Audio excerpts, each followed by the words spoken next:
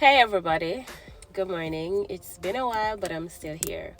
I wanted to share an experience I had just this weekend. I was heading out of town and I drove through downtown Kingston. While on King Street, I saw a lady. She was walking to and fro across the street and picking up things. She was of unsound mind, but she was completely naked. She wasn't wearing anything at all.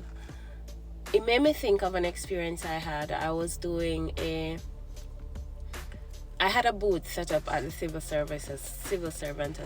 Service Association. They were having, I think it was their yearly annual something, and someone came over to the booth and was asking me some question about mindset and so on and stress.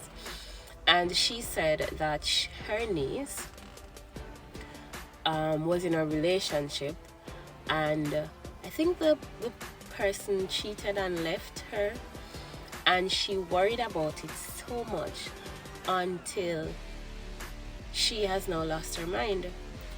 And I know that this is not always the case, but so many of the people that are walking up and down on our streets are doing that because they were just thinking about the same thing over and over.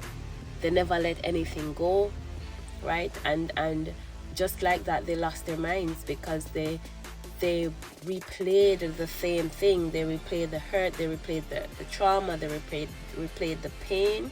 They were constantly replaying that same tape until they lost their minds. I know some people have genetic issues, like their state of mind is something that was passed on from one generation to the next, and even that can change because we have the power to decide what we think about. In some instances, it may be a bit more challenging than others, but it's not impossible. It is not impossible to change the way you think about your life, about the situations that you experience. I think we need to stop being victims and take it from someone who is a overthinker and a stressor and who has learned to do things differently and to see the world from a different perspective, through a different lens. We have a choice.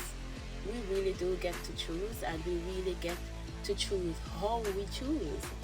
It's all about you and me and nobody else.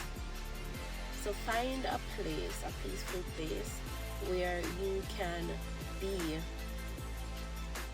free of the mental clutter and free of the trauma. You do not have to be a victim.